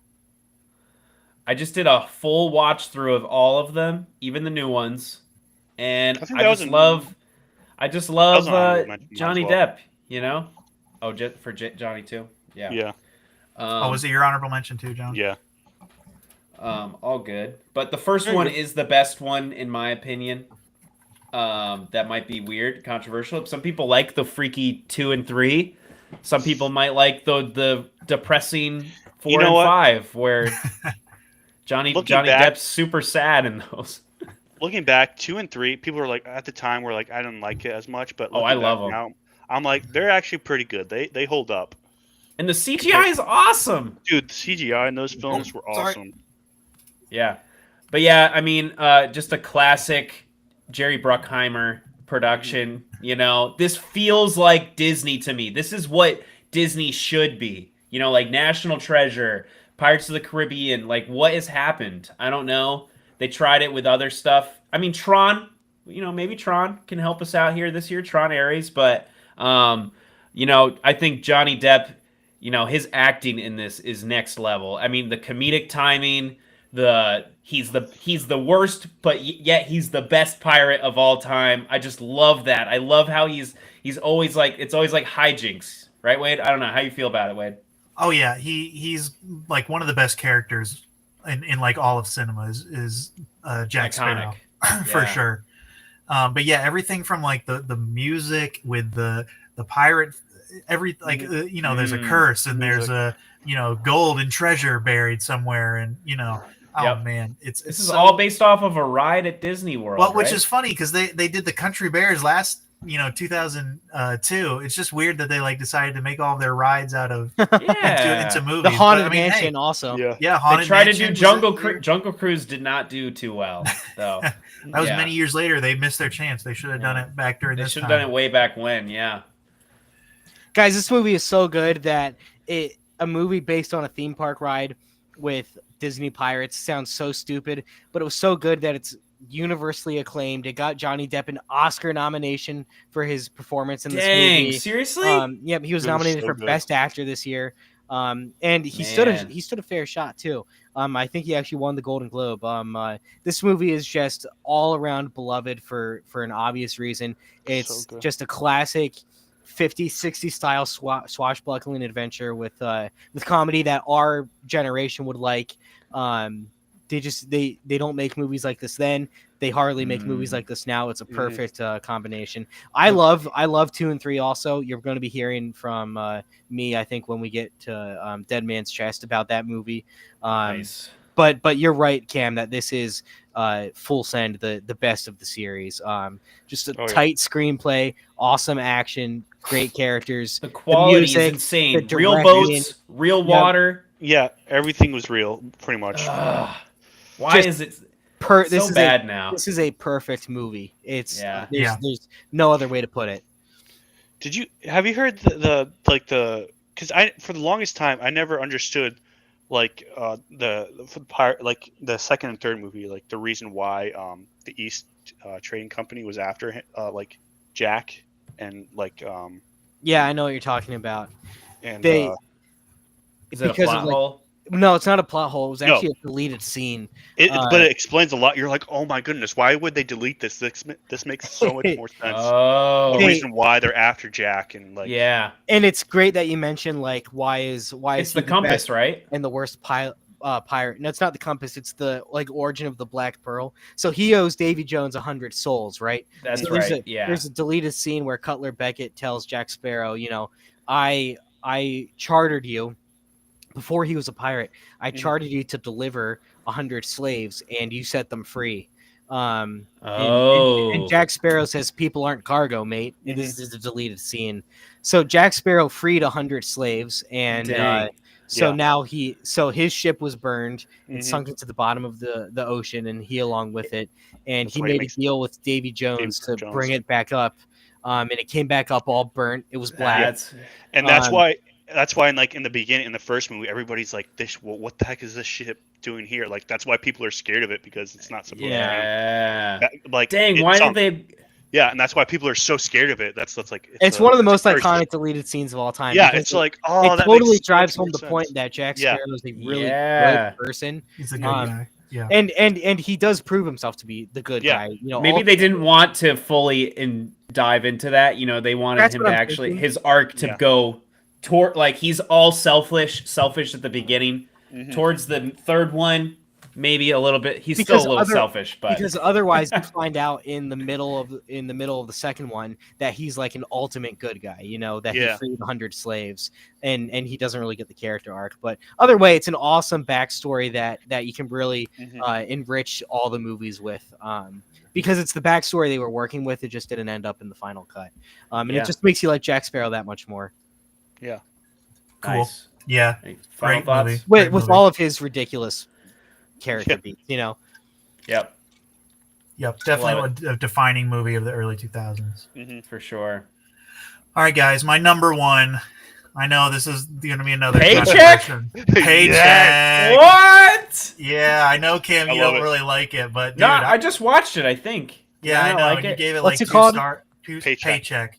Ben Affleck. Ben Affleck, Uma Thurman again, which is crazy. In the same year, Kill Bill and Paycheck. True. Yeah, nice. Dude. He's basically, he's a reverse engineer. He analyzes his clients and competitors' technology and recreates it with improvements.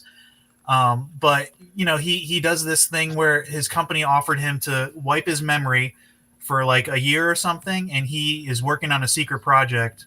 It's Severance, for them, but Jacob. It's basically Severance. Yeah, but then he wakes up and he has no memory of what happened. But all of his belongings are like switched out or something. And when he gets back, and he's like, "What the?" And then he's like, he finds out that he transferred the money away from himself to something else, and he's like, "Wait, why would I do that?" And so it follows the whole story, and basically he's trying to pick it apart. Yeah, he worked on like this big project where basically the people can see their own future. So yeah, it's really good. I think it's a great action movie. I always love watching it. It's got like all the good stuff, like funny. It's got baseball references. It's got good action. Paul Giamatti. I mean, come on. So. Yeah. Anyway, yeah, I really like it, and it's got some good twists and stuff throughout. So, just a classic Ben Affleck. This is a rare occurrence. That's a new movie for me. I've never heard of this movie. Never even heard of it. Never even heard of it. Yeah, it's kind of like the plot of Severance, right? It is a little bit. Yeah, he just gets one big paycheck. It's like a year or two of his life where he won't remember anything. He won't remember what he did, what he worked on. But then when he gets out, like everything's a mess, and he doesn't know why he did certain things. Because he's sabotaging this really bad corporation. He realizes they're doing something fishy. They're doing something bad. That might be spoiling it, but yeah. No, it doesn't spoil too much. It's also kind of like Total Recall a little bit as well, where his past self is helping his future self. So it's like, oh, what the heck? Yeah, right. Yeah. So anyway, I don't have to talk too much about it. It's fun. I always liked watching it. Amblin. Crazy. Yep. All right. Jacob's number one. I knew that. All right, guys. We all know. I was like, as soon as I saw that, I was like, that's gonna be Jacob's. We're going hard on the Civil War tonight. Holes has that subplot that's post Civil War, and Cold Mountain is a Civil War movie, and so is this movie, which is my favorite movie of the year. Honestly, guys, I'm not gonna lie. I would put this above the Return of the King, just Whoa. because of what it means to me. I'm not saying it's a better movie because it's not. Say her name. Oh, this is Gods and Generals. It is a movie about the first couple years of the Civil War.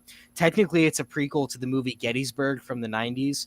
The movie Gettysburg just covers the story of Gettysburg, the battle which took place in 1863, halfway through the Civil War. That movie was based on a book called The Killer Angels, which is a Pulitzer Prize winner. And what the Killer Angels did that was different was the book is written as if it's a third person narrative, like it's a novel. So what the author Michael Shara did with The Killer Angels was he wrote the story of Gettysburg from third person point of view characters that were Robert E. Lee, James Longstreet, Joshua Chamberlain, people who were there in the battle, but he wrote it as if it were a novel, with their train of thoughts and their dialogue and everything like that. And it was praised for its historical accuracy and how it was able to make something as boring as history class real and lifelike by diving into what these people were like. And most of the dialogue is lifted from official correspondence or memoirs written by the people. So while there's a couple, it's kind of like The Chosen, what The Chosen is for The Bible. Yeah. Gotcha. for the Gospels. It's kind of like that for like Civil War records. Anyways, Michael Shara's son wrote a book called Gods and Generals. So Gettysburg, the movie, is based on the Killer Angels, and they just changed the name to Gettysburg to market it as a movie. But Michael Shara's son Jeff Shara wrote a prequel called Gods and Generals a couple years later, and they made that into a movie named Gods and Generals. And so it's the same thing, except instead of so it leads into Gettysburg. It starts with the beginning of the Civil War, with the succession of the Southern states. And the formation of the Confederate Army, and it leads into the month before Gettysburg. So it covers the first 2 or 3 years of the war, and from the point of view of characters who were real people, like Robert E. Lee, who's played by Robert Duvall here, and Joshua Chamberlain, who, while he didn't have a big role in the beginning of the Civil War, becomes a Union hero at Gettysburg. So it kind of tells his story as he slowly gets involved with the war. But what really makes Gods and Generals different was, you can see on the left here, that's Stephen Lang as Stonewall Jackson. He's practically the main character of this movie and of the book Gods and Generals. Because Stonewall Jackson was the military genius of the Confederacy. So this movie charts how he got involved with it to begin with. And you have to remember, all these people who were Confederate officers, not the enlisted men, but people like Robert E. Lee and Stonewall Jackson, were USA military officers who had to make the decision to go against their country. And you can debate whether that decision was right or wrong. Mm-hmm. Most of these people have been open in their that we can read in their correspondence and their memoirs. Robert E. Lee and Stonewall Jackson, not fans of slavery, but people who wouldn't take up arms against their home. And that's how the movie begins. Robert E. Lee is offered command of the U.S. Army to invade the rebellious states. And he says, I don't agree with what they're fighting for, but I will not invade my homeland. I just can't do it. So instead, he leads the defense of his homeland to begin with. This movie is 4 hours and 45 minutes, I think. Yeah. And that's the extended one. And that's how they wanted it to be. They had to cut it down by I think an hour and a half to get it released into theaters. And the cut down version is a mess. But it's the version I grew up watching. So, like I said, my dad taught us a lot about the Civil War and took us to all these places. So a movie like this and like Gettysburg was a way for me to kind of take what I had learned and actually see it in a movie and kind of enjoy it and understand it. So I kind of grew up watching this movie and just kind of really being able to apply, understand what I had learned. And yeah, so in 2011, on the 150th anniversary of the Civil War, they premiered the extended version, which restored the hour and a half, made it nearly a 5-hour movie, but it makes a lot more sense. The plot breathes. The movie's told. The Snyder Cut. It's the Snyder Cut. It's the Snyder Cut. It's the Snyder Cut for the Civil War buffs. Let's go. for example, the movie was not well received because of it tells the story of Stonewall Jackson and Robert E. Lee. It got panned for its Confederate slant. It has, I think, maybe like 7 or 8% on Rotten Tomatoes. Just Wow. universally panned movie by film critics, but by people in the Civil War movie, people who don't really watch movies. It's the gold standard of production, and it's the things that everybody agreed on. Critics who didn't like the movie and people who are Civil War historians are the performances, the production, the costumes, everything like that. This movie has I think the second, third, fourth, and fifth largest Civil War reenactments of all time filmed. The first one is Gettysburg, the first movie. So the largest Civil War reenactments ever are in these movies, and it's been praised for that authenticity. But most critics did not like the Confederate slant, and I do have to, you have to concede it's a hard thing to show these sympathetic characters and who were real people fighting for a cause that involved something as evil as slavery. It's really complicated, in this movie I think does a good job of showing how complicated it was, but unfortunately that's a non-starter for most people. But the movie's told in 5 parts, and it takes you through the Battle of Manassas, the Battle of Antietam, the Battle of Fredericksburg, and the Battle of Chancellorsville, and ultimately it ends with Stonewall Jackson's death. He was scouting ahead after the Battle of Chancellorsville, and he got caught returning through his own lines. He was shot by one of his own soldiers who thought he was a spy, and he died a couple of weeks later. I think not even from the gunshot, but I think he got sick from pneumonia or something. Infected or something. Just something complicated. So, and that's really what changed the Civil War, was Stonewall Jackson's death, because the dude was a military genius. He taught at Virginia Military Institute, and he was the reason the South didn't crumble in the first minutes of the war. They were he was a big man of faith too, and that's a big part of the movie. When they premiered the extended version, like I said, I loved this movie as a kid because my dad showed it to me and I just took to it. I loved it. So they had the premiere at George Mason University in 2011 of the extended version with the director and most of the actors. The 3 big actors weren't there. Stephen Lang wasn't there. Robert Duvall wasn't there. Jeff Daniels wasn't there, but most of the other cast was there. So we went and we saw the world premiere of the extended version of the movie. And so while we were there, we got this, which is a box. They sold the box later. Like, you could buy this online, but you could buy it there too at the premiere. And it has Gettysburg's and Gods and Generals. They released extended versions of each, so they're in there. But the really cool part is we got the cast to sign. You can see the signatures in there on the box set. Dang. So most of the cast signed it, of course, except for the really big A-listers that are in the movies. No Tom Berenger, no Jeff Daniels or anything like that. Yeah. But it's certainly one of my most prized possessions. I love these movies so much. I get why most people on Earth would never want to watch it. Either they're offended by the focus on the Confederacy, even though it's a pretty fair critique, I think, too. But just the fact that it's following these characters is a non-starter for most people. It's almost 5 hours. It's boring. I get it. But it's a subject that interests me and is personal to me. So it's the kind of thing that I can't even take for granted that it exists. And there's a couple really thrilling parts when they actually get to the battles. But yeah, do you cry when you watch this movie? I think if I sit down on the right day and watch the entire thing, I probably would. Gettysburg will get me at the end. Dang.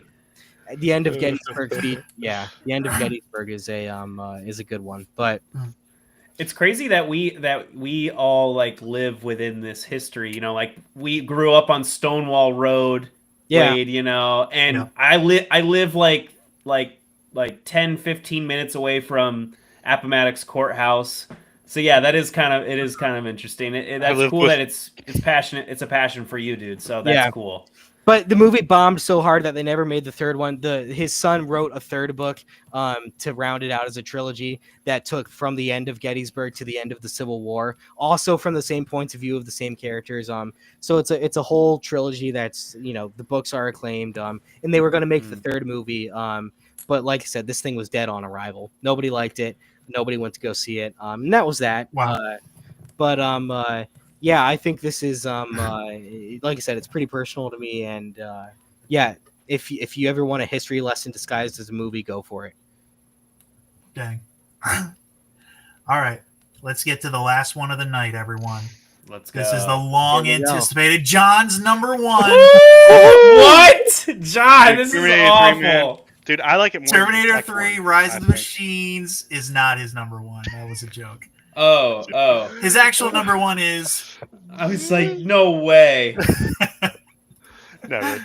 I would never do that. Oh, what's my his God. actual number one here, Cam? You know it. Italian Job. Love this movie, Yippers. JJ. The Italian. The entire Job. podcast has been building to this moment. This The very Italian moment. Job. Italian Job. I mean, that's literally John, the Italian John, Job. you are the Italian Job. I Your am dad the is the Italian original Italian, the OG. That is the original, the OG. I don't know. Like, I feel like everybody's seen. This is one of the few movies where I feel like everybody's seen this. Like, it's not like, oh, have you seen the Italian Job? It's like, no. It's like almost like yes, universally. It's like, it's always like yes, I've seen the Italian Job, and it's a great. It's a great heist movie. Oh yeah, it's I awesome. love heist movies, like anything like Ocean's 11 or 12 or Logan Lucky and this movie. Like I love Oh yeah. a good heist movie, and you got Mark Wahlberg, young Mark Wahlberg. He's so young in this movie, Marky Mark, and then you got Jason Statham, and he's just the whole.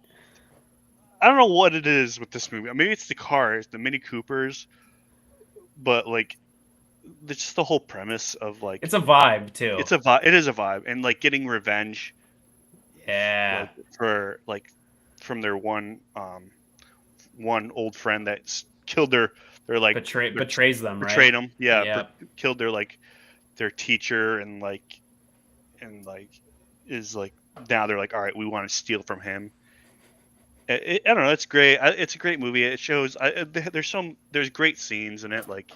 The opening when they're in Venice, the boat scene, like the story is okay. Like it's nothing spectacular to write home about. It's not like, oh my gosh, I was so moved by the story. It's just like people wanting to steal gold from their friend who betrayed them, and that's pretty much it. There's nothing like, oh my gosh. But yeah, there's so many great scenes, from the Venice scene to Spider-Man running away from from the blast. I think that's such funny. a classic scene. But like, and the Mini Cooper's going down the subway and driving away from the helicopter. All lined up. All lined up. Yeah. Classic, I mean, I don't dude. know. Like, it's great. Like. I love their backstories and how they came to be. It's a pretty good movie. We have kind of a funny joke about this with like Johnny's basement growing up had the Italian Job poster, but John's mom cut out your dad's head, right? I don't know if it was my mom or who did it. It was a friend of ours that did it. I can't remember. Dude, I thought it was part of it for like first couple years of my growing life. up, I thought he's in that movie. That's I crazy. was like, dang, he's in that movie. That's crazy. Yeah, I when thought it's the same my thing, dad's Wade. face, Mark because it's the Wahlberg. Italian Job. I mean, it's just funny Yeah. because that's their last name, and they're Italian. You're so. Italian, and your last name's Job, and so it's just perfect, It's perfect. Yeah, but yeah, there's All right, True Confessions. I've actually never seen this. really I've Me never neither. watched See it, it. Wade. Yeah. It's good. we should. No, I've never We seen need to it. get together and watch it. You've never You know, seen it, Jake? What? Oh. I know you're I said saying that, like, now, it's and like you two critically haven't acclaimed. seen it. Oh Everyone's my like, gosh. I've never watched it. You'll love it. You'll love it. Just sit down and watch it. You'll love it. Okay. You will. Yeah. Yeah, like I said, it's not like, oh my gosh, the story. It's just, Yeah, entertaining. it's a vibe. Turn It's it a on. vibe. You're It's very entertained. fun. Yeah. It's very Gotcha. entertaining. And so, a lot of the music is very early 2000. Well, I like So. that. Hmm. Yeah. Yeah. Don't have to tell Wade twice. Yeah. Nice, guys. Have we accomplished it? 2003's done? We did it. That was did pretty it. long. That was good. Everyone Wait, we went a went little way long-winded longer. on their passion project. That was a It's hefty okay. one. Yeah. Hmm. You guys are passionate about 2003. 2003 was awesome. Well, guys, let's wrap this up here. Make sure to follow us on Spotify, Instagram, like and subscribe on YouTube. You can email us at just webinarseminarpodcast@gmail.com. Yep. We can present your questions here. I don't think we have any live comments, Wade. No, right? no comments today. No It's comments all right. tonight? That's okay, guys. Thank you for being here. 2004 is on the horizon. It's about to get spicier because as the years go by, we get older and we start liking different movies. So, yeah, it's going to start getting interesting. And we're, of course, going to be covering Mission Impossible next week. So make sure you stay tuned. Peace. Okay, see you guys. Curious. Love you guys. Bye.